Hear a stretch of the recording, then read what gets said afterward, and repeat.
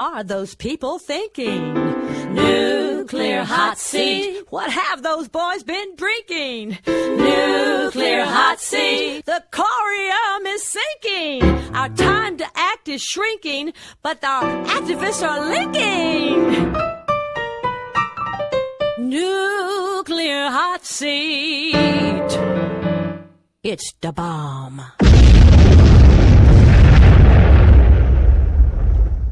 Welcome to Nuclear Hot Seat, the weekly international news magazine keeping you up to date on all things nuclear from a different perspective. My name is Libbe HaLevy. I'm the producer and host, as well as a survivor of the nuclear accident at 3 Mile Island from just 1 mile away. So I know what can happen when those nuclear so-called experts get it wrong. This week, we build on last week's examination of the Hanford site in southeastern Washington state with a look at the recent radiation spike recorded by EPA in nearby Richland. It's been attributed to Hanford, but is that the actual source? Radcast's Mimi Gurman has a compelling interpretation of the data and comes to another conclusion. Walk with her through the widely accepted echo chamber talking points in today's interview. Plus, our ever-popular Numbnuts of the Week feature, Nuclear Reactor Duck, and cover report, and more honest nuclear information than lying so-called journalists in Nevada at the Democratic caucus can shake a chair at. All of it coming up in just a few moments. Today is Tuesday, May 24, 2016, and here is the week's nuclear news from our perspective. Starting in the U.S., where thousands of homeowners who lived downwind of the former Rocky Flats nuclear weapons plant in Colorado and the operators of the controversial facility have settled a lawsuit to the tune of $375 million, more than a quarter of a century after the legal action was first filed. The settlement, which must be approved by a federal judge, brings to an end a 26-year legal saga that began when homeowners living east of Rocky Flats accused the plant's operators, Rockwell International Corporation and Dow Chemical Company, of devaluing their properties due to plutonium releases from the plant. The lawsuit, which includes as many as 15,000 homeowners, was first filed in 1990. And applies only to those who, as of June 7 of 1989, the day after the FBI raided Rocky Flats, those people owned property in the affected area. Anyone who sold their property before that date or purchased property after that date would not qualify. A spokesmodel for Dow Chemical said her company's share of the settlement total is $131.25 million, but the U.S. Department of Energy, which oversaw the plant, ultimately is expected to pay the bill. That's what she said, meaning that's us. Let's hear it for taxpayer dollars, bailing out the nuclear industry yet again. As for that $375 million settlement, it sounds like a lot, but here's a warning shot from Patty Amino, who waged a similar battle to have a cleanup done of the NUMEC nuclear facility in Apollo, Pennsylvania, and just succeeded. She wrote, "Looks like 27 years is the norm for fighting the nuclear industry and the government. Years ago, a jury had awarded the plaintiffs in their case against the defendants, the Rocky Flat contractors, Rockwell and Dow, $532 million. But the defendants appealed that award. Please note that the current Rocky Flat settlement of $375 million is for at least 15,000 claimants, is only for property, and with the standard plaintiff's attorney's fees of 40% plus costs, that would probably be in the neighborhood of 10 to 20%, considering the 27 years of case litigation and appeals span. The end result for each of the 15,000 plaintiffs will probably only be around $12,000. It may be a win, but it is the very definition of a Pyrrhic victory. Look it up. Meanwhile, the Rocky Flats Downwinders launched their health survey on March 17, last Tuesday, for people who reside downwind of Rocky Flats and may have health problems due to exposure to plutonium and other toxins released from the facility there. We'll have a link up to Rocky Flats Downwinders on our website, nuclearhotseat.com, under this episode, number 257. In Illinois, Nuclear Energy Information Service of Chicago testified before the Illinois State Senate Energy and Public Utilities Committee that the new Exelon legislation amounted to a corporate welfare bailout designed to kill renewable energy and transfer wealth from Illinois ratepayers to Exelon shareholders. In other words, business as usual for the nuke industry. NEIS Director David Kraft urged legislators to reject the flawed Exelon legislation, the so-called Next Generation Energy Plan. Their PR trolls worked overtime on that one. And asked them to fix the renewable energy portfolio standard as soon as possible and before considering any Exelon reactor bailout schemes. Kraft said, Exelon's obstructionism has done real harm to Illinois renewable energy. Exelon now suggests that it will continue to do that harm unless its failed and anachronistic business model is rewarded, bailed out. It is simply inappropriate and irresponsible and dumb energy policy to reward such self-fulfilling prophecy. A Sanders water advocate has testified in a New York State nuclear hearing. No, not Bernie Sanders, Sanders, Arizona, whose water supply has been contaminated with uranium. Northern Arizona University graduate student Tommy Rock helped discover the problem and show that state officials knew about it for more than 10 years and did nothing. On May 17, Rock was invited to speak in New York in front of the New York State Public Commission about the dangers of uranium mining. He was called to testify because New York nuclear facilities operate on uranium imported from the Southwest, including places similar to Sanders, where the water issues have been brought to light. Tommy Rock made the point that while New York may benefit from using uranium, which considering Indian Point is open to debate, the places the uranium is collected from may see serious adverse effects. He was invited to speak because of the current proposal called the Clean Energy Fund, which aims to make New York State operate on 50% renewable energy by 2030, but would bail out several poorly profiting nuclear sites, which would mean more mining to keep those sites operational. Nuclear reactor duck! And cover report. The emergency siren system sounded at First Energy's Beaver Valley Nuclear Power Station in Shippingport, Pennsylvania, 25 miles northwest of Pittsburgh. This on Friday, May 20th. The system sounded for about 3 to 4 minutes, but not the 15 minutes it would during a routine drill. And it did not sound at the power plant, but rather in either Beaver County or nearby Hancock County, West Virginia, or Columbiana County, Ohio, which are within 10 miles of the Shippingport facility. Talk about your adrenal rush. This is the exact same thing that happened at both Braidwood and Dresden in Illinois on May 9. Guys, get your emergency notification system fixed. At Watts Bar 1 in Tennessee on May 17, a bus, BUSS, de-energized, resulting in a loss of voltage on the bus. No, not a kiss, but a metal strip that conducts electricity. Only this metal strip didn't. In response to the loss of power, the operators entered abnormal operating instructions and started emergency diesel generators. And Watts Bar 2 became America's first new nuclear reactor in 20 years. New being a relative term because it took 44 years to build this sucker. Longer than the 40-year license period, and easily the technology is a good 50 years old. It was an antique before it ever started on Monday morning, May 23rd. And while this white elephant was projected to cost $2.2 billion, costs increased to $4.7 billion. Rev up the rad monitors and keep your fingers crossed. And that's this week's Nuclear Reactor Duck and Cover Report. And now... Nuclear hot seat, nuclear hot seat, nuclear hot seat, numbnuts of the week.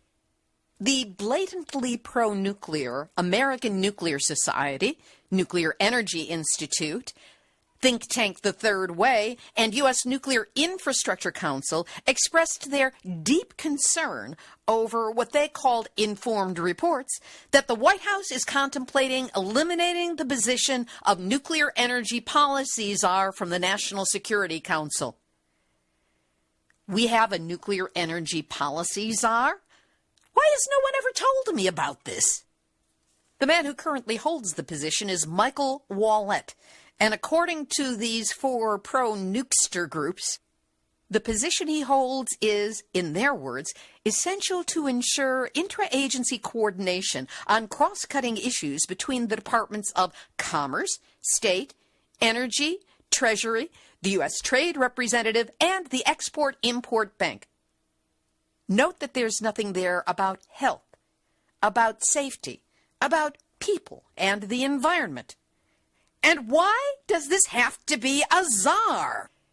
An antiquated term used for despotic Russian rulers.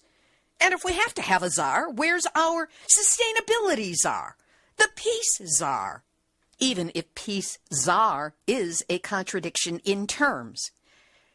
Just another level of bureaucratic nuclear nonsense, garbanzo beans, and fecal matter. So if this guy, Michael Wallet, is at some kind of crossroads for nuclear decision-making, how do we get to him? Where is he? Who is he? And could we possibly convince the current administration to get rid of that position? And who bosses the boss of the nuclear bosses? Too confusing. Too distant. Too hard to get to. And that's why Office of Nuclear Energy Policies are. That is what is this week's Nuclear hot seat, numbnuts of the week. The U.S.-Japan connection here. Former Japanese Prime Minister Junichiro Koizumi made an emotional plea for support of U.S. Navy sailors beset by health problems that resulted from radioactive fallout after the 2011 Fukushima nuclear disaster. More than 400 veterans who were part of a mission called Operation Tomodachi to provide humanitarian relief after the earthquake and tsunami that started the Fukushima nuclear disaster more than 5 years ago, filed a lawsuit in California against Tokyo Electric Power Company, a story we've covered regularly here on Nuclear Hot Seat. Koizumi, 74, responded to a request from a group supporting the plaintiffs and flew to the United States to meet with 10 veterans. At a news conference on May 17, Koizumi said, U.S. military personnel who did their utmost in providing relief are now suffering from serious illnesses. We cannot ignore the situations. Proponents and opponents of nuclear energy must think together about what can be done. According to Stars and Stripes magazine, 16 U.S. ships that aided in this rescue operation, known as Operation Tomodachi, are still contaminated with radiation, including the USS Reagan, which is now home-ported in Yokosuka, with a full contingent of 5,000 sailors on board. While naval and governmental officials try to fob off the remaining radiation as not important or impactful on health, Nuclear Hot Seat has learned from pipe fitters who worked on this job that there is no way to completely decontaminate the ship, and that those who found high levels of radiation and sanded, primed, and painted those areas said they were given little or no protective gear, a claim that the Navy denies. Of course. More than 70 prominent scholars and activists, including Oliver Stone, Noam Chomsky, and Daniel Ellsberg, signed a letter urging President Obama to visit with Hibakusha, atomic bomb survivors, and to announce concrete steps towards nuclear disarmament when he visits Hiroshima this Friday. Meanwhile, TEPCO will suspend most work at Fukushima for 3 days starting tomorrow, Wednesday, as Japan hosts the Group of Seven summit this week. The company will halt the construction of tanks for storing radioactive water and preparations for removing nuclear fuel from the number 3 reactor pool out of a sense of caution. What, world leaders get precautions, but not your own people? We'll have today's featured interview in just a moment, but first, as we head towards the 5-year anniversary of Nuclear Hotseat, we continue to rely on you, the listeners, to help meet our expenses. No amount is too small or too large. But if you're on a budget like me, consider giving what I like to call a Starbucks donation, the equivalent of what you'd pay for a cup of coffee with maybe a little bit of a nosh on the side. It's a great way to get started helping the show.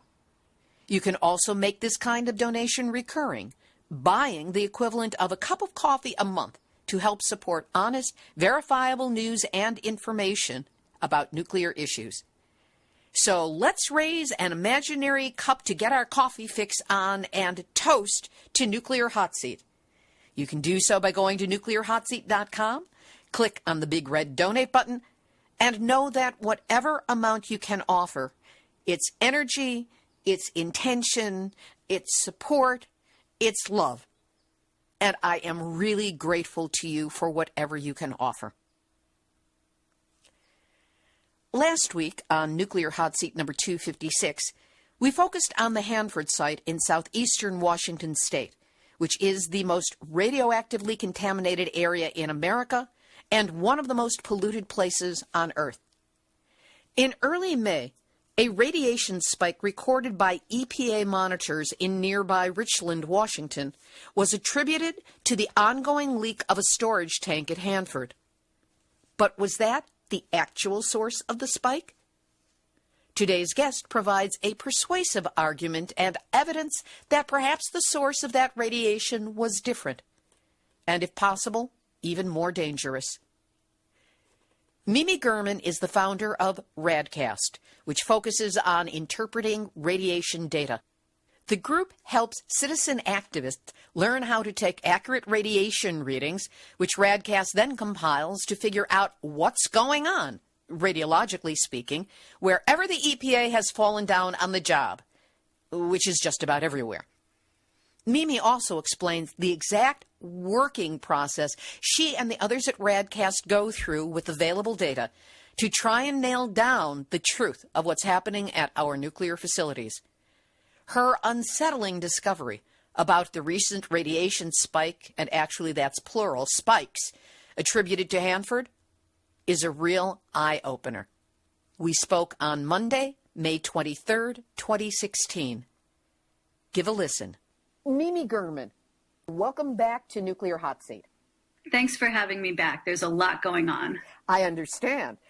First of all, give us some background on the Columbia Generating Station, what it is, where it is, and what we need to know about it to get a clear bead on what we'll be talking about.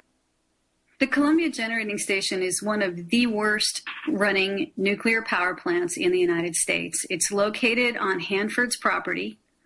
Though it's not a nuke dump, it is a nuclear power plant. And it's important to understand the difference between Hanford and the Columbia Generating Station before we even move further into this interview. Hanford, again, is a nuclear dump that has been receiving $2 billion a year for decades to clean up the mess that was left by the Manhattan Project. That's not happening. The mess is still there. $2 billion is continuing to come in every year for whoever is in charge. For the last few years, the last bunch of years, it's been Bechtel. The Columbia Generating Station is run by a group of people across Washington under the name of Energy Northwest. We are working right now at trying to shut down the Columbia Generating Station, and we have a couple of initiatives that just came out for the state of Washington. You can find the initiatives and read about them on radcast.org. There's a page on there, the Washington Initiatives. You can just pull that up whenever you'd like and download those initiatives and start collecting signatures for us if you are in Washington. The importance of shutting down CGS is multifold. One is that nuclear power plants generate nuclear waste, and we have no place to put that waste. That's one. There are equal reasons, and many of them, to understand when talking about nuclear power plants. Nuclear power plants fail. They fail like they failed at Fukushima. The Columbia Generating Station is built like the nuclear power plant at Fukushima, and it's situated on the Columbia River in Washington State. Hanford has been leaking into the Columbia River for decades. We don't want the waste from CGS getting into the river as well. We don't want fires coming into the Hanford region. We don't want fires at CGS. We don't want the grid to go down, which would involve CGS going down. The grid going down would create many, many catastrophic problems for the region. So again, Hanford is a nuke dump. The Columbia Generating Station is a nuclear power plant which needs to be closed down immediately. And we're working on that through NONIX Northwest. That's a great grounding, Mimi. Now, a recent radiation spike was recorded by the Environmental Protection Agency on May 5th. How has it been framed in the media and by the EPA, and what is your take on the source of that leak? Well, it's important to understand that the EPA never frames anything in truth, regardless of anything that occurs at either Hanford or a nuclear power plant. We look at the EPA for their graphs because they have monitoring stations across the United States. It's the only source we have where we get large amounts of radioactive readings through their monitoring system that we can analyze. The way that we analyze those is by comparing the graphs that we see on the EPA site with the NRC event pages. Has there been an event at a nuclear power plant near the monitoring station from the EPA graph? That's first. We also have to look at the NRC Atoms page in order to find out what else might be going wrong at a nuclear power plant. We study these against each other to see if there's any relevant data which coincides with a rise or a spike on an EPA graph. I do not believe that any of this was done when that particular spike that you're referring to came out. We have many graphs during the same time frame that came out in those 2 months to 3 months that made me look, instead of at what is happening at the Y102 leaking tank at Hanford, it made me turn my vision over to what's going on at CGS. And so I did.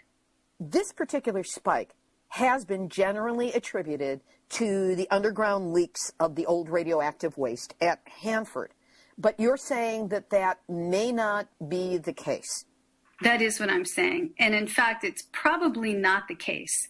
The leak at Y102 has been going on for at least 4 years. And Susanna Frame has been covering this for a long time. And if you Google Y102, you'll also see lots of different articles over the last few years on sickness from workers at Hanford. This is not the first time this has happened. I've spoken with Annette Carey, who is one of the leading journalists from Tri-City Herald, about this. And she's told me that this has been going on for a while. People have been getting sick there for years due to the same issues, but nobody has brought the issues to light. So the issues at Hanford are very important and they're very dangerous. And I have to stress that I am aware of that first and foremost. At the same time, you have to look at the situation, what's been happening there. What's been happening is this tank has been leaking for a long time.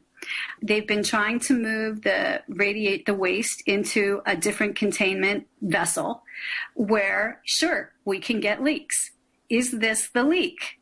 Meaning the leak that led to the May 5th spike that EPA recorded. That's right. And I'm going to show you how I've countered that information, that I believe that that spike is coming from the Columbia Generating Station. That magnitude of the spike we haven't mentioned yet, meaning the size of it compared to what's usually recorded. That spike, it's 410 counts per minute, 410. Versus what's normal there? What's normal there is around 180, 190. Which is counts high per anyway. minute. Well, no, the EPA monitors receive much more radiation hits than our little Geiger counters do. So we can't compare EPA monitors to a Geiger counter because it's a whole different range. It would be like you being able to have a vision of a full sky because you were in Ontario and there weren't big buildings.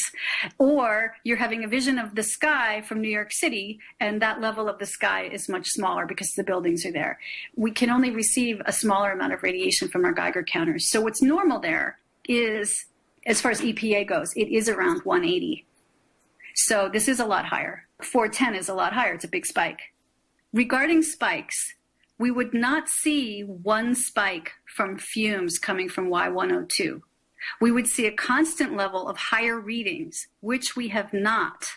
That's not to say that the tank isn't fuming or gassing off. It is. But we haven't seen elevated levels from something as constant as this leak with only one spike. It's just not something I would believe would happen after watching many nuke plants leak. We see these EPA graphs differently when we're watching nuke plants leak, including what happens when we watched Fukushima radiation hitting us over the years on the West Coast. The elevated readings that we received from Fukushima, which is what I and many others believe we were getting, were elevated for a large period of time. There was a time in 2014 where the elevated levels lasted for over 3 months and then dropped down to what had been our quote-unquote normal background. How do I know? Because others were having similar readings regarding elevated levels at the same time. One spike is never something that we depend on for knowledge. It could be a gamma ray from the sun, and it really could be. We don't know, which is why we don't go from one spike. It doesn't tell us anything except what a particular spike was. It is patterns that we look for, and we look to substantiate why the patterns are happening. There were no patterns on the EPA graphs around the time of what was going on with this leak and the 410 counts per minute spike. We could see from Fukushima major steam events, and sometimes even TEPCO would report problems, though rarely, which enforced the data that was coming in from steam events. It showed up on our Geiger counters, and there was our pattern. Radiation is invisible. It's difficult to understand. The ways we were given to understand what we see are through these graphs, through charts, event sources such as the NRC pages, and sometimes reports from nuke plants themselves. And that's what I went to. I went to all of these sources to figure out if this spike was from Hanford. Why? Because I like to know these things. And you also live not that far away. I live 177 miles downstream. So it's possible to track sources. This is not an impossible task. I do this and a few others of us do this. So in tracking the source, I came up with a different assertion. And your assertion about the truth of where this spike came from is?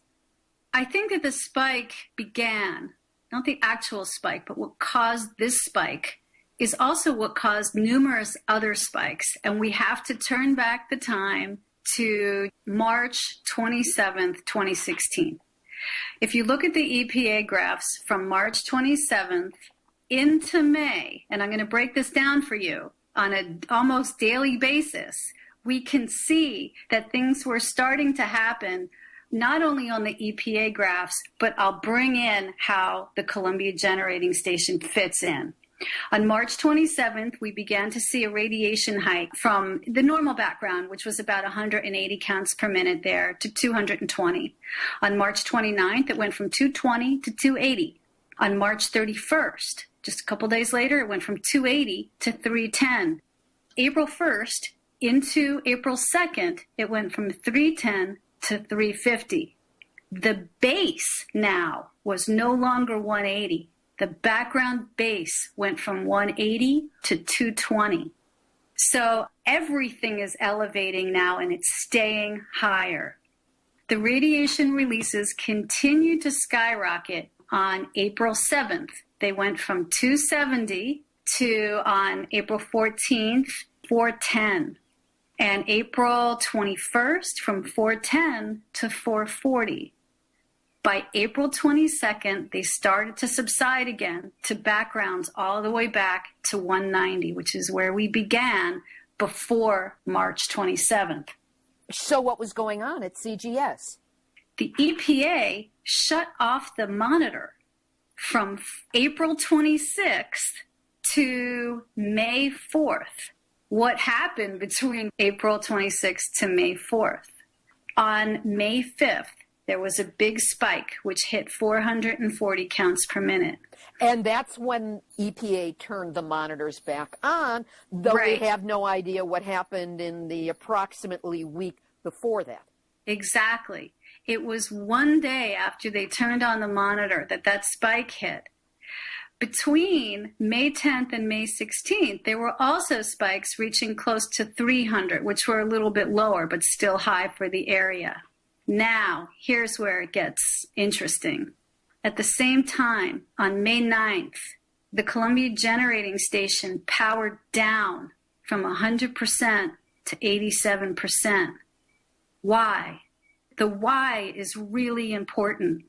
It's also really important to understand that by the time they power down and decide to power down, an event has already been occurring. And you have human beings deciding what to do, what is the problem that they're seeing that we do not see because they're not telling us, that made them power down on May 9th. When there is a reason for a nuclear power plant to power down, it's often, or probable anyway, that there is a leak inside the plant or something has been happening at the plant or there could be a leak. We don't know. We have to look at the events. So on May 9th, 2016, the Columbia Generating Station powers down to 87%. Then they went back up to 100%. On the same day? I think it was the next day. Just a week later, on May 15th, the Columbia Generating Station powers down again from 100% to 85%. Hey, folks, something is going wrong at the Columbia Generating Station, making the plant power down not once, but twice in 1 week. What happened before they powered down? Again, back to that question, which is the most important question. How long before they powered down was something going wrong inside that plant? And what was it? We don't know. I believe that the problem was there was some form of a leak, some form of instability going on with fission, where CGS decided it needed to replace a control rod. Control rods are the thing which creates stabilization inside a nuclear power plant. Why do you need a different control rod? Because things aren't stable. Excuse me, I had to make a noise there. Go ahead. Now, we have the dates so far. Just in recapping, that's May 9th, May 15th, and let's bring it to May 23rd. They powered down again from 100% to 93%. This is freak out stuff. Now here is the most interesting part. All of that happened in May, the power down and power up. Let's go back to March 20th. It turned out that it was on March 20th that there was a need for a control rod change, all the way back to March 20th. And they needed the control rod change so that a leak wouldn't continue to grow within the nuclear power plant in a fuel rod. Now, is this information that is known to you hardcore? Is this supposition? Is this deduction? How did you come to this understanding or this belief about the situation at CGS? I knew that something had to be going on because a spike doesn't just come out of nowhere. It usually has other spikes with it. And so the first question I had was, are there other spikes in this time frame? And I, of course, went directly to the Columbia Generating Station to see if I could piece this together. Just this morning, I spoke to the NRC person who is in charge of the Columbia Generating Station. Every single nuclear power plant has an NRC person who is in charge of the quote-unquote oversight. That nuclear power plant, for those of you who listen to this show, more often than not know that there is no such thing as oversight by the NRC or for the NRC. Actually, if you take the word literally, it is true, because oversight has two meanings. One is overseeing, the other one is overlooking, as in not seeing. So when they use the word oversight, that is both accurate and inaccurate, no matter which way you mean it. Exactly. So I had already known that there was a scram in March. A scram being? A scram is basically an emergency shutdown of a nuclear reactor. Something terrible has to happen for there to be a scram, because when there is a scram, it insults every single mechanism put in place inside that nuclear power plant, meaning it causes undue harm to nuts and bolts, to wiring, to the fission process, to the cooling process and mechanics, all kinds of things. It creates a major technological insult to the entire plant. And then on top of it, it releases radiation. So a scram is a full unit stressor. It's kind of like you're at 100 miles per hour and then you screech on the brakes for this entire plant. And it has consequences no matter what the reason for the scram is, which has consequences of its own. But the scram itself does damage to the facility. Absolutely. On top of which there are radiation leaks from the scram itself, because, again, nuclear power, in this case with boiling water reactors, is to create steam. And what do you do with that steam when you shut all systems down? It has to get out. Let's get back to the scram and continue with your explanation of what takes place during it and what we are facing after it. Well, one of the main things that happens during a scram is the plant has to be shut down because something terrible has happened and something needs to be fixed immediately. And in order for the fix to occur, everything has to be shut off. So what we do know is that on March 20th, we had a control rod replacing another control rod. Why? Well, apparently things weren't in balance. That's why you would need a different control rod.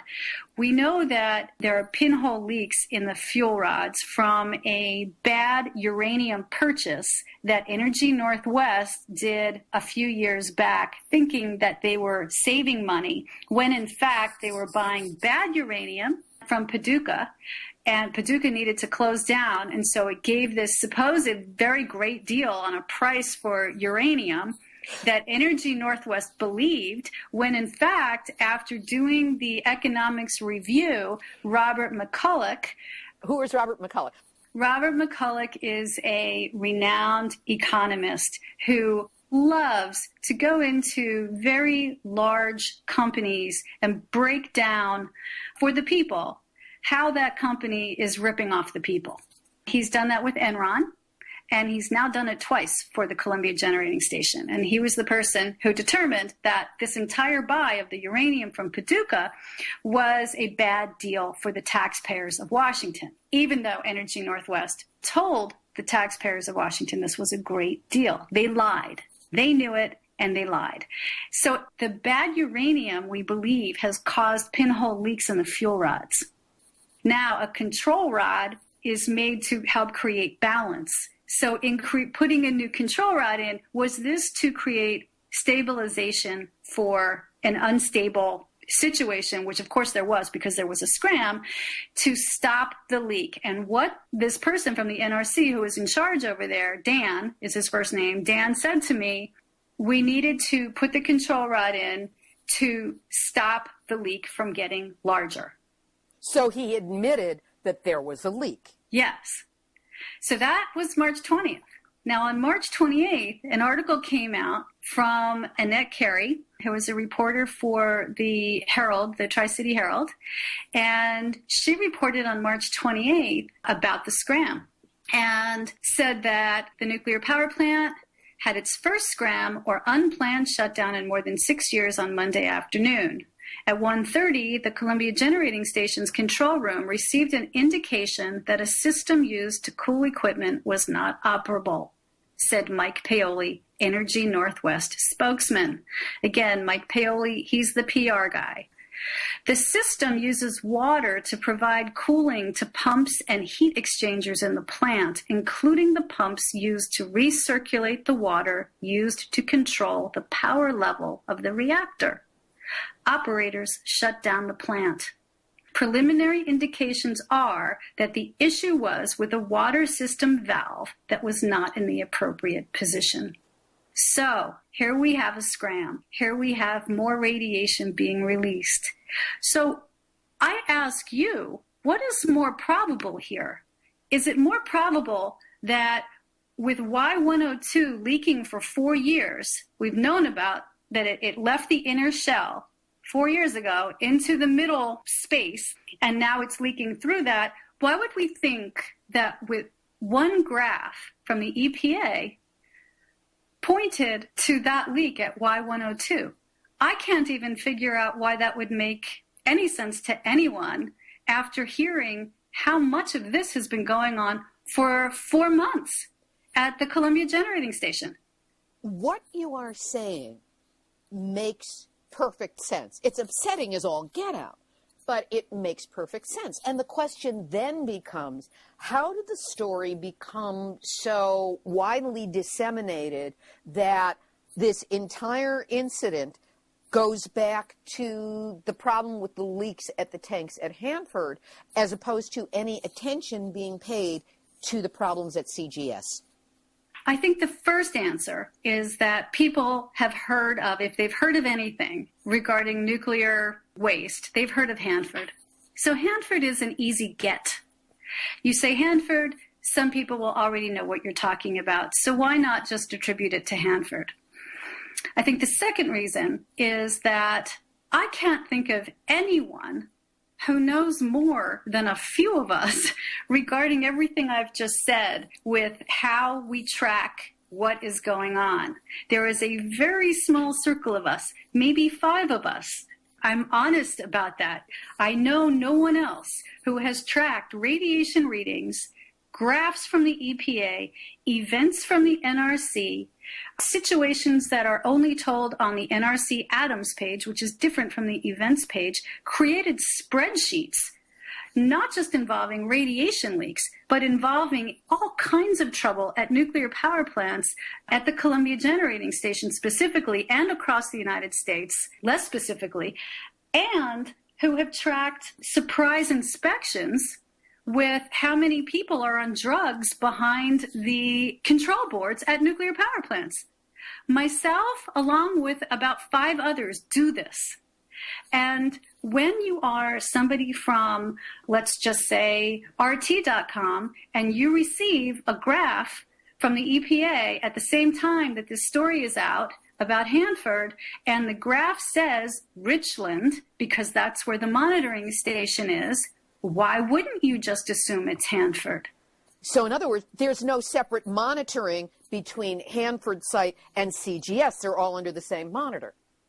Exactly. Why should they make it any different? Radiation is radiation. The EPA has never made it their responsibility to be transparent or tell the people what is real anyway. So this is just another wonderful way for them to continue on that particular path of lack of transparency and lies to the people, while at the same time, those of us who are interested in this dig deeply into the morass of, first of all, data, as well as an intentional misdirection that has been put forward by the NRC on its website and by the EPA, even more so on the EPA's website.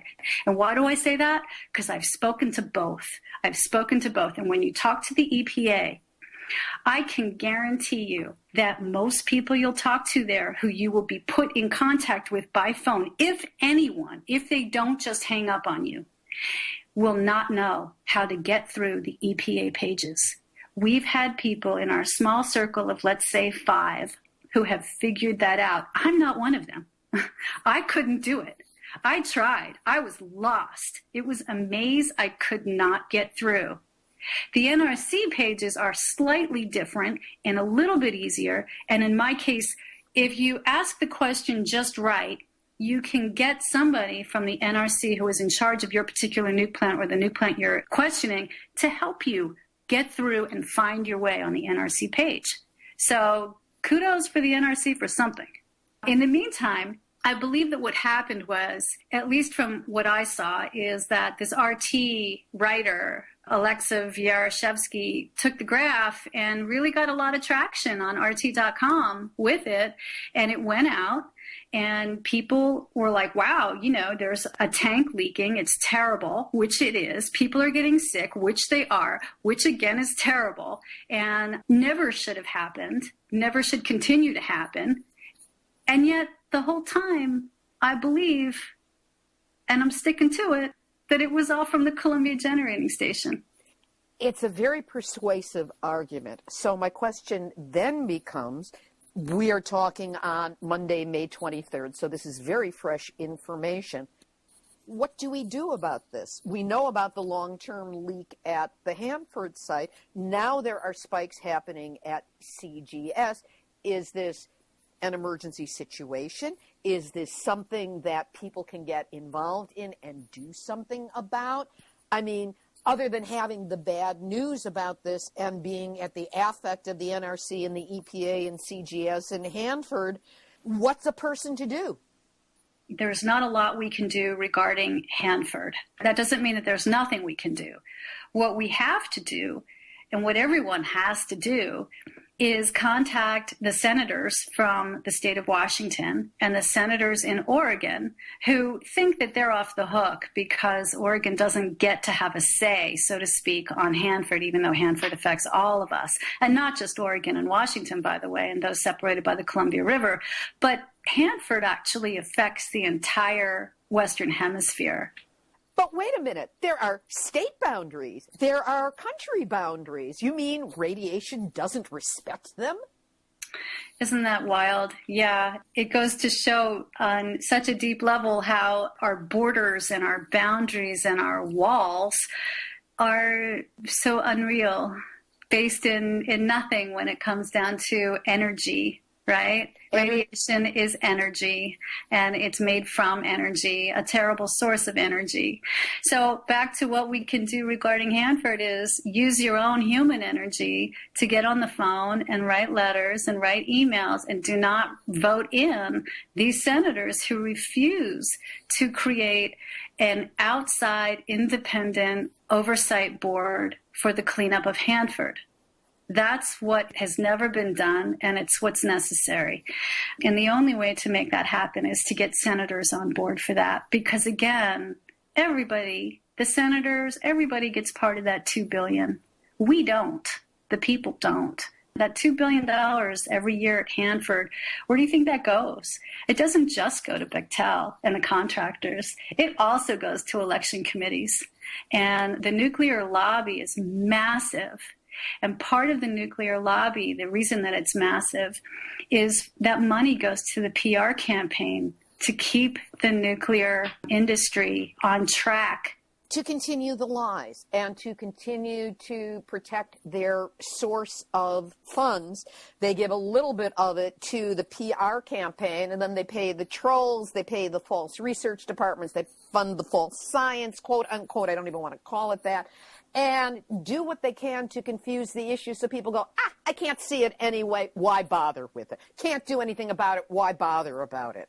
That's right, and it even goes, as you were saying that, the PR goes into the so-called green environmental movement, and it infiltrates our movement for a cleaner world. And how it does that is it takes its own people who believe in nuclear power and who tell environmental leaders that nuclear power plants are carbon free, which is not true at all. It's 100% false. But they convince by having a PR team that is top notch. You can't get better than the nuclear PR team. The best soulless cubicle drone wordsmiths that money can buy. Yeah, and so what happens is I go to a Bernie Sanders rally with information in Washington about our nuclear power plant just to tell people that we have one and let them know, because I'm thinking these people might be interested in that. And I get people telling me they had no idea we have a nuclear power plant. And I get other people telling me from the same community that we need to hold on to nuclear power because it's carbon free while we pull ourselves off of fossil fuels. That line comes directly from the PR machine of nuclear power, folks. That is not true. It's false. When you hear it, you'll know where it comes from. I understand that there are now 2 initiatives that have been put together by No Nukes Northwest. Tell us about them and tell us what we can do to support them. We created 2 state initiatives. They are for Washington state only, and the result for both is to shut down the Columbia Generating Station. And with one initiative, it is also to retrain workers to get them into alternative energies and train them so that they can move forward with their lives and not be out of work. So the initiatives are easy to find. You can go to radcast.org. And on the menu bar, you will see Washington State Initiatives to Shut Down CGS. And you just click on that. There's a letter for how they need to be printed with directions, and there's 2 documents. And you can just download them, send them to Kinko's. They're a weird size because that's how Washington makes us do it. And you can go and collect signatures for all of us in Washington State. I encourage you to do that. I hope that you'll find it in your hearts to do that.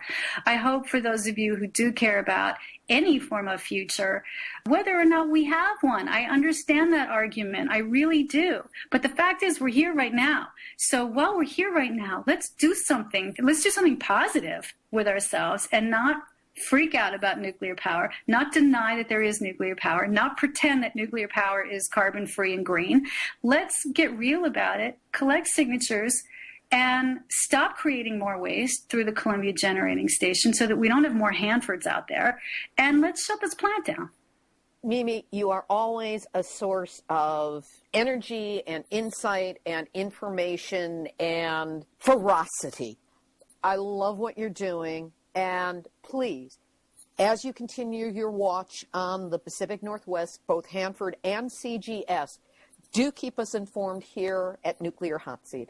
Thank you so much for having me on. I really enjoyed this interview. So did I. That was Mimi Gurman of Radcast. She can be reached through radcast.org and on the No Nukes Northwest page on Facebook. Note that when Mimi referred to Susanna Frame, she was citing the award-winning journalist of King 5 TV in Seattle, who is the only investigative reporter in the country assigned exclusively to a nuclear beat. She is also a former interviewee on Nuclear Hotseat in episode number 220 from September 9 of 2015. And back to Mimi's interview. When she mentioned Paducah, source of the substandard uranium that was used at Columbia Generating Station, she was referring to the Paducah Gaseous Diffusion Plant, which produced enriched uranium for nuclear weapons and then reactors before being forced out of business. Activist shout-out. We reported last week on the sad news that Michael Marriott, Executive Director and then President of Nuclear Information and Resource Service, had passed away after a battle with prostate cancer. This triggered in our community an outpouring of love and testimonials as to what a great man, fine father, husband, and friend, kick-ass musician, and ultimately effective activist he was. It was both surprising and gratifying to me to see that his passing was noted in great detail and with many column inches in both the New York Times and the Washington Post. These publications do not always give the anti-nuclear movement the coverage we would like, but they did Michael honor and respect as they marked his passing. Too bad they couldn't have published more about him during his life. Now I have to ask, where's the book that compiles Michael's many articles, blog posts, press releases, and advisories into a single-handy guide to anti-nuclear activism? He got it right, and he made it clear. We need to preserve his voice and pass his wisdom on so it does not die with him. Anybody at NEARS, you want to discuss this? It's what I do for a living, and I can certainly guide you through the process. It would be my honor to do so. Here's today's final thought. As I've mentioned, Nuclear Hot Seat is coming up on its 5th anniversary show on June 14, just 3 weeks from now. Who'da thunk it? I'm playing around with several features and formats to possibly use on the show, but I think it's time to ask you, what would you like to see reprised or covered or investigated on the anniversary show? Do you have a favorite moment, an anecdote, a story that you would like to hear repeated? How would you suggest I celebrate 5 years of effort in such a way that it will launch me on to the next, well, let's not scare me and say the next 5 years of shows, but just the next 1 week at a time production of Nuclear Hot Seats? And what would you like to see covered in the coming shows, the coming year? I already have some great interviews in the pipeline with activists, authors, filmmakers, scientists, and more. People who are lining up to get on the show and give you the best possible verifiable information about nuclear issues. But things can always get better. So send me your best ideas. You can do so at info@nuclearhotseat.com. Just zip out an email to me. I'll take a look and see how what you write inspires me, guides me, and gives me clues as to how to make the anniversary show even better as we move into year 6 to infinity and beyond. This has been Nuclear Hot Seat for Tuesday, May 24, 2016. Material for this week's program has been researched and compiled from TheDenverChannel.com, DenverPost.com, Nuclear Energy Information Service, Beyond Nuclear, 12news.com, Post-Gazette.com, DailyCaller.com, NBCNews.com, Asahi.com, Stars and Stripes, PeaceAndPlanet.org, GG Press, Nature.com, GlobalNews.ca, TheStar.com, NoNukes.nl, AU.news.yahoo.com, CanadianDimension.com, TapCanada.org, ShanghaiDaily.com, DeUnrenard.wordpress.com, RT.com, the Nuclear Regulatory Commission, the wordsmiths who sold their souls to write PR manipulations for World Nuclear News, and the activist community of Nuclear Hot Seat, all of you terrific people who gather and post on our Facebook site, which you are all invited to visit and like if you have not done so already.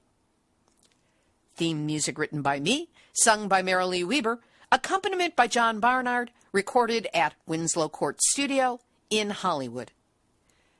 Nuclear Hot Seat is syndicated by UCY.tv, ActivateMedia.org, PlanetExperts.com, on NewZSentinel.com in New Zealand, StewWebRadioNetwork.com, and now broadcast over the FCC's airwaves on WGRN-FM in Columbus, Ohio. But we're always looking for other stations and networks to connect with. So if you know a news aggregator, a community radio station that would like to carry the show, put us in touch.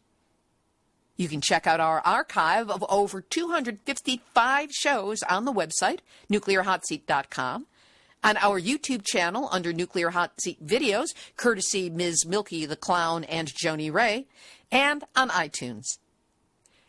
If you sign up on the website for the free chapter from my ebook, Yes, I Glow in the Dark, you'll receive notice of Nuclear Hot Seat every week via email. The full book, Yes, I Glow in the Dark, is available on Amazon. And a reminder that your contributions help keep Nuclear Hot Seat the vital force it is for honest, accurate nuclear news.